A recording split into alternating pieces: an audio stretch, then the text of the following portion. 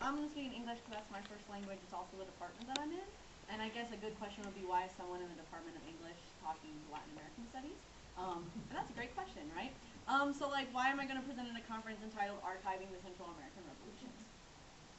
Because I think in addition to the concrete documents, the testimonies, the micro-oral histories that we're doing during this conference, it's also important kind of to document the way that Central American revolutions have been imagined, especially really recently, because the historical context is being used in a lot of ways towards as plot devices, as analogies, as asking larger questions of who has access to justice, and questions of revenge and other really important things.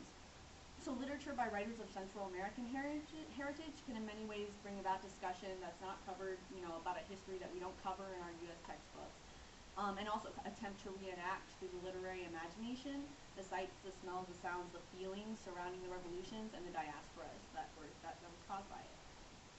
So I first entered into Central American research when I was an undergrad, and I did a thesis on Giaconavelli and Rosario Castellanos, and that was really interesting for me because my mother's Guatemalan, but I didn't know anything about Guatemalan history until I got later into college and not really into graduate school when I took Ginny Burnett's class on the kind of history of Guatemala, particularly because the IHPN came to UT, and so I was like really interested in maybe learning a little bit more about it. So the second then research that I did was with the class because through funding through LLILAS and through the College of Liberal Arts and the graduate school, we went to Guatemala for the Rios Montt trial to go to see the headquarters of the FAPE, and we also went to the IHPN, like the actual archives. And so I did a paper on, and I'm going to show two of the documents I did it on.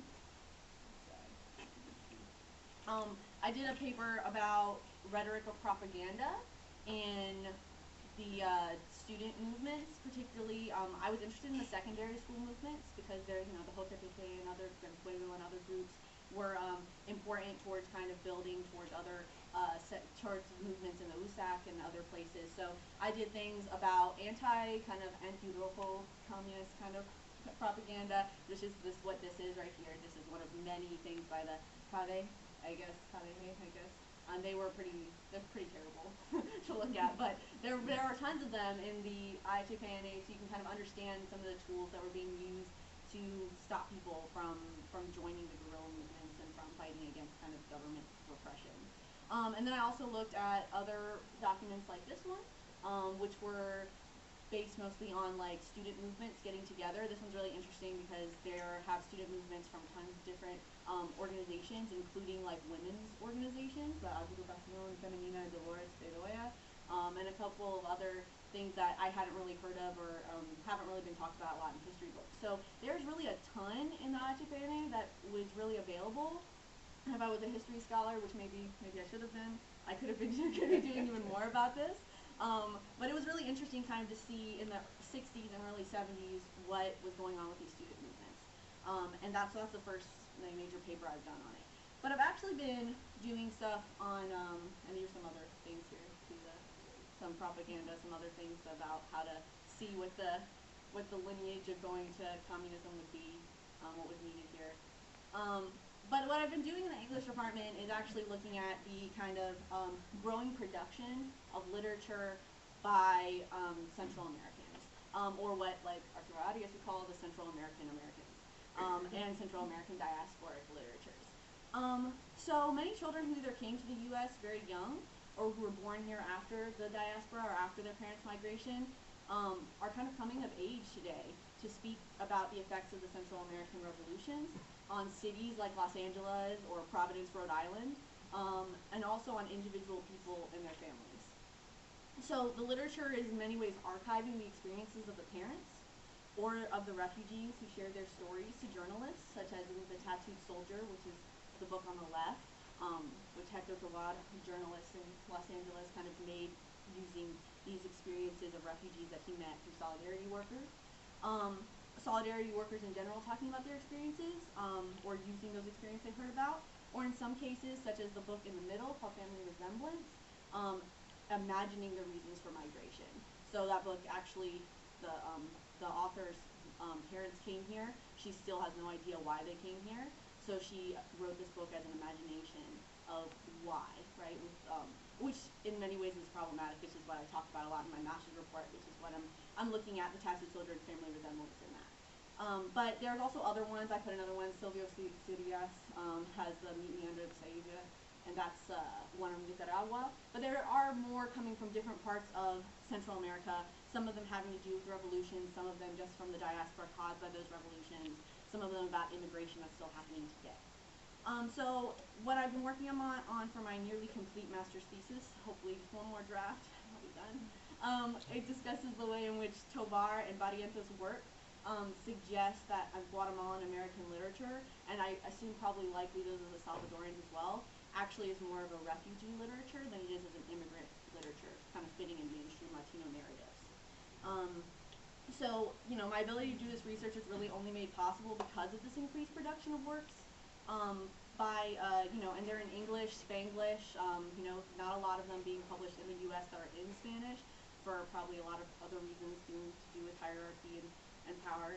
But these things are kind of allowing us to see a different perspective of the Central American immigration experience through the diaspora or their parents' experience in the revolution.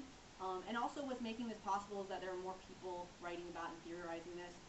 Arturo Arias' work is one of the first ones that I read about Central American Americans. Also Claudia Vivian is talking a lot about this, Ana Patricia Rodriguez. And also really reading about the studies of Central American Latino and Indigenous and even Garifuna communities with Norma Chinchilla as well, and Patricia Fox and Sarah England are people that are kind of helped developing this as a more acceptable realm to look into Latino literature. But even so, it's still quite marginalized.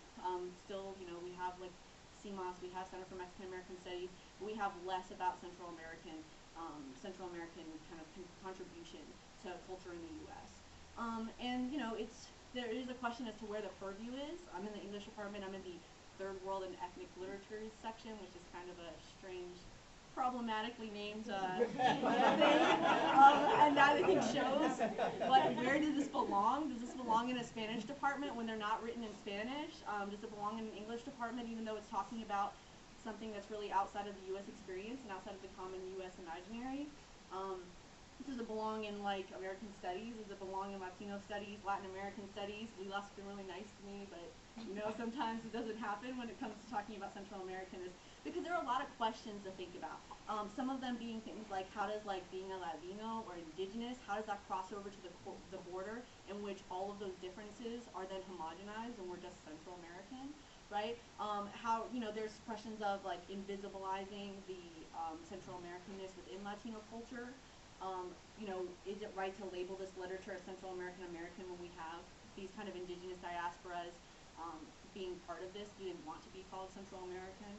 And then also, are we going to find texts that are not only being written in Spanglish, but maybe also in a mix of English and like Quiche or other types of indigenous languages? Is that going to be something that can be publishable? There are really a lot of things to go to because the growth of this literature has really allowed that to happen. And the kind of the coming of age of people of Central American ancestry is making this so that this is a field that really can't be ignored anymore and really needs to continue to grow. Because I think this is creating an archive of the ways in which the many voices and experiences of the Central American Revolution are imagined, questioned, and recuperated here in the United States.